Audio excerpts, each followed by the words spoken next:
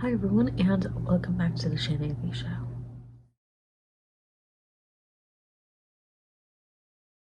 This is the I'm Annoyed book tag, and it was created by Books I'm Not Reading, and I found this on Jessie the Reader's page, and I'm linking both of those videos down below in the description, as well as tagging them so that you can go subscribe to them if you're not already.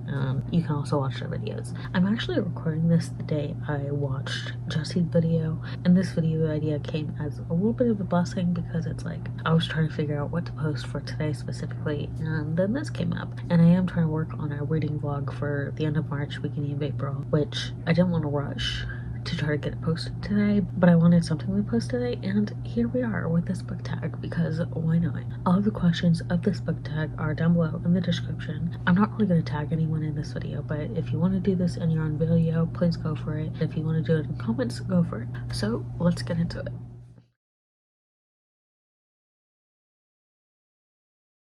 First question is, do publishers or authors ever do things you find annoying? Share an example. I do find it annoying when publishers, or at least when books are being promoted, whether by the publisher or by the author or by other authors, when they're saying like, oh, this book is like books X, Y, and Z, or in the style of author X. And that just kind of bothers me because then it's like you have these expectations for the book, and then if they don't meet your expectations of the book, then you're just left disappointed because you were expecting it to be like a book or an author that you really love. That really annoys me. And at this point too, I am kind of over having author blurbs on the back, because when I'm going to the back of the book, I'm usually looking for a description or synopsis of some sort, and I'm not looking for what other authors or popular social media influencers are saying. If I want to know what other authors or social media influencers are saying about the book, then I'm going to try to look up the book on social media. I don't need to have it on the back of the book. Just give me the synopsis, give me the description. And something else is when there's a major spoiler in the description.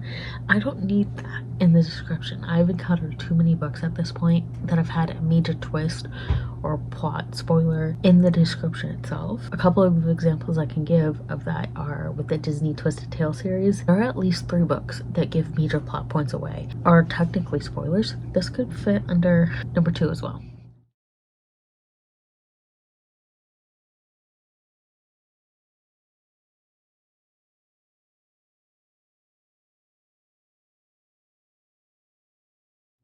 So the second question is, have you ever been annoyed by a spoiler, even something as simple as someone else telling you there's a great twist? So to continue what I was saying about spoilers being in the description, it goes hand in hand with the first question where it's like, oh, what do authors and publishers do that annoy you?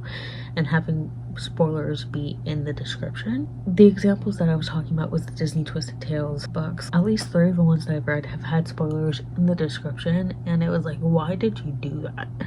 That wasn't necessary to put in the description, aside from having it be like clickbaity, so to say. But as far as other people telling me spoilers, I don't mind it too much, except in that instance where it's in the synopsis or the description. I don't mind spoilers too much. I don't actively go out searching for spoilers because it's like, I'm not going to do that to myself. But if I get spoiled for something, I'm not upset by it, just because it's like, it would be too much energy spent on being upset by a spoiler when I can be using that energy enjoying the book still. Question 3 is, have you ever been annoyed by what was discovered in a little free library, a book sale, or a bookstore? Tell us what you found and why it was annoying. I want to try to get out to more little libraries soon. For bookstores specifically, like the little tables, promotional tables, do kind of annoy me because it's like a lot of the times they seem book talk or bookstagram popular books rather than, I don't want to say meaningful books, because book talk hyped books and bookstagram hyped books are meaningful in their own way, but it's like, it doesn't seem, whenever I see those tables, as I said, it always just feels like the hyped books on bookish social media, especially book talk. Even with the book talk book tables there, like at Barnes & Noble, even with the tables that aren't necessarily book talk or designated book talk, all the other tables like historical fiction or rom-com or whatever it is just feel like the book talk hyped books, which is understandable because it's like that's what we're seeing a lot on social media. But at the same time, it's like I kind of wish they would put a little bit more thought into the books that they were putting on those tables instead of just showing the book talk hyped books, you know? Question 4 is, when it comes to a short story collection, are you annoyed if there's a novella in the middle of the collection? This isn't something that I've experienced, but I can 1000% see this as annoying, and I can 100% see myself being annoyed by this. But what has annoyed me with the one short story collection I read, which was a Twisted Tale anthology, is that quite a few of those short stories felt like they would have been better as separate novellas, because the point of the Twisted Tale anthology was for it to explore some of the other Disney movies and the lesser known Disney movies in a way that they may not have worked as full-blown books, as full-blown stories, but quite a few of them felt like they would have been better as novellas rather than short stories. I felt like they needed to be expanded a little bit more, but it wouldn't have worked as a full-blown story, a full-blown book. So novella. Question 5 is, deckled edges, beautiful or annoying? I've only had one book that had deckled edges, which I really liked. I'm not sure. I still have that book that has deckled edges, and I love that book, but at the same time, I think I like the deckled edges because I like the book, and not necessarily the fact that I like deckled edges. I feel like I would have to encounter more books with deckled edges. Question 6, other people's annotations in a used book or library book, annoying or are you okay with it?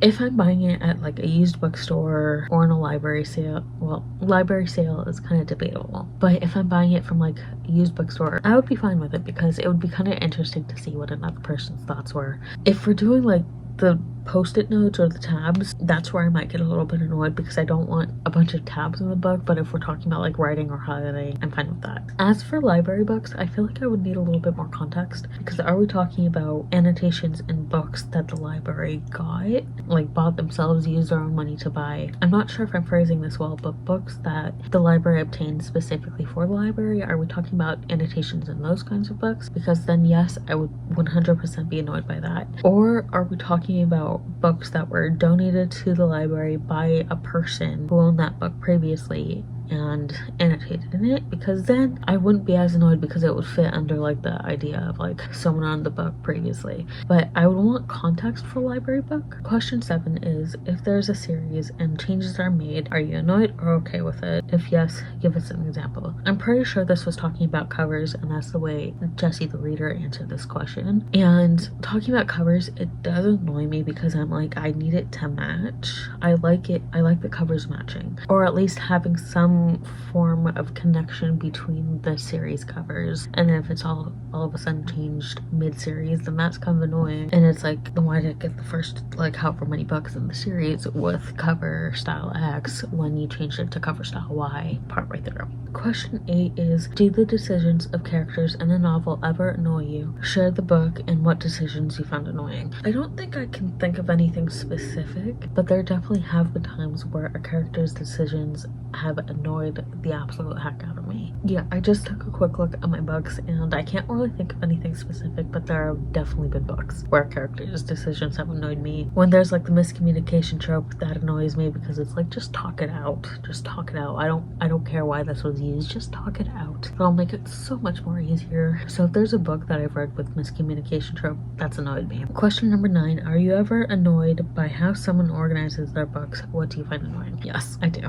Because most of the time I try to organize my books by genre and then alphabetical order, except when it comes to my book of the month books, and those are just organized by alphabetical order. I just find it so much easier when books are organized by genre and then by alphabetical order. For example, if there's a book that I'm trying to look for on my shelves, like I kind of know what section to look in based on what genre it is, what the main genre is, or if it's one of my book of the month books. And then I kind of know like, okay, the author's last name starts with L, so I know to look kind of where the L books are. And when a person's books are organized by color or by height, my books are sort of organized by height, but that's like within the author itself. Like all of my Natasha Lester books are together in the L section, and those are organized by height, and then my Emily McIntyre books are all together organized by height.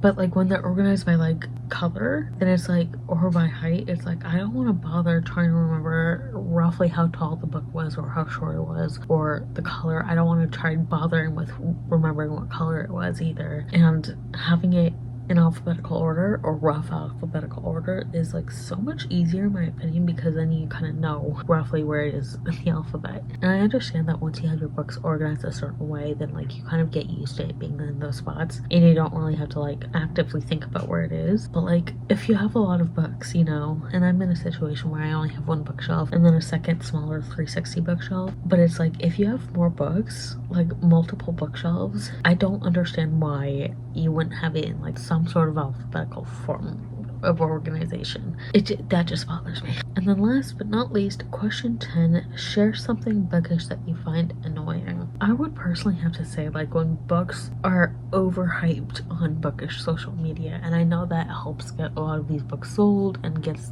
the authors money and the publishers money as well, but there are times where I feel like a book is overhyped and there's nothing about that book that deserves the amount of hype it's getting. And I don't mean like general hype when a lot of people are talking about the book and reviewing it and raving about it. I'm talking about like when it steps into overhype, when it steps into being overhyped, and that is a fine line, and I feel like that is different for everyone. But I feel like a lot of the very popular books on Book Talk, like Fourth Wing and Iron Flame, even Song of Achilles when it was being really hyped back in the day, I feel like those books have gotten overhyped, that nothing in that book is going to live up to the expectations, and then people are just talking about it and hyping it up because other people are talking about it and hyping it up. So it's like that does kind of bother me, and I don't know how to explain it well. Like on the one hand, it's like if you enjoyed the book and you feel like it deserves that amount of hype, then that's fine. And again, as I said, I feel like that line between hyped and overhyped is a fine line and is different for everyone. But I feel like there's sort of a general rough consensus as to where that line roughly is, you know? I don't know how else to explain it. Again, if you want to participate in this tag by creating your own video or answering down below in the comments, please do so. Thank you all for watching, and I'll see you all in my next video.